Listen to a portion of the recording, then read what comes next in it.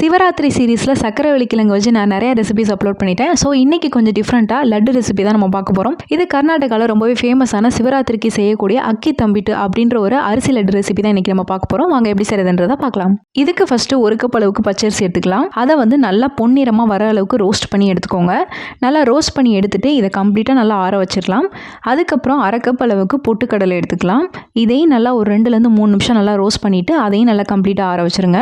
அதுக்கப்புறம் நிலக்கடலையும் ஒரு அரை கப் அளவுக்கு ஆட் பண்ணிக்கலாம். இதை வந்து நல்லா தோல்லாம் உரிகிற அளவுக்கு நல்லா ஒரு 5 நிமிஷம் நல்லா ரோஸ்ட் பண்ணி எடுத்துட்டு அதையும் தோல்லாம் உரிச்சிட்டு கம்ப்ளீட்டாக ஆற வச்சிருங்க. இப்போ 2 டீஸ்பூன் அளவுக்கு வெள்ளை எள்ளு இல்லைனா கருப்பு எள்ளு ஆட் பண்ணிட்டு அதையும் ஒரு 2-3 நிமிஷம் நல்லா ரோஸ்ட் பண்ணிக்கோங்க. கம்ப்ளீட்டாக ஆற வச்சுட்டு தனியாக வச்சுக்கோங்க. இப்போ அரை கப் அளவுக்கு கொப்பரை தேங்காவை நல்லா துருவி ஆட் பண்ணியிருக்கேன். அதாவது டெசிகேட்டட் கோகோனட். உங்ககிட்ட காஞ்ச தேங்காய் இருந்தால் ஆட் பண்ணிக்கோங்க. இல்லைனா ஃப்ரெஷ்ஷான தேங்காவை நல்லா ட்ரையாக ரோஸ்ட் பண்ணிட்டு அதையும் நல்லா கம்ப்ளீட்டாக ஆற வச்சிருங்க. இப்போ இன்னொரு பேனில் ஒரு கப் அளவுக்கு வெல்லம் ஆட் பண்ணிக்கலாம். அதுக்கு அரை கப் அளவுக்கு மட்டும் தண்ணி ஆட் பண்ணிட்டு வெல்லம் நல்லா கரையிற அளவுக்கு ஹீட் பண்ணிட்டு அது ஒரு 2-3 நிமிஷம் நல்லா வந்து கொதிக்க விடுங்க. அது கொஞ்சம் கெட்டியா வந்த பின்னாடி ஸ்டவ் ஆஃப் பண்ணிட்டு இறக்கிருங்க. இப்போ நம்ம வறுத்து வச்சிருக்க இன்கிரீடியன்ஸ் எல்லாமே நல்லா கம்ப்ளீட்டா ஆறிடுச்சு. இதை வந்து ஒரு மிக்ஸில ட்ரான்ஸ்ஃபர் பண்ணி வச்சுக்கோங்க. டேஸ்ட்டுக்கு ஒரு சிட்டிகை உப்பு ஆட் பண்ணிக்கோங்க. அதுக்கப்புறம் ஒரு 1/4 டீஸ்பூன் அளவுக்கு ஏலக்காய் தூள் ஆட் பண்ணிட்டு இதை வந்து நீங்க கொரகொரப்பாவும் அரைக்கலாம், இல்ல வந்து ஃபைன் பவுடராவும் அரைக்கலாம். அது உங்க விஷ் தான். இப்போ இதுல நம்ம வறுத்து வச்சிருக்க எள்ளை ஆட் பண்ணிக்கலாம். அதுக்கப்புறம் 1-2 டேபிள் ஸ்பூன் அளவுக்கு நெய் ஆட் பண்ணிட்டு நல்லா மிக்ஸ் பண்ணிக்கோங்க. இப்போ நம்ம கரைச்சி வச்சிருக்க வெல்லத்தை வந்து நல்லா வடிகட்டிட்டு ஆட் பண்ணிக்கலாம். ஆட் பண்ணிட்டு நல்லா மிக்ஸ் பண்ணிக்கோங்க.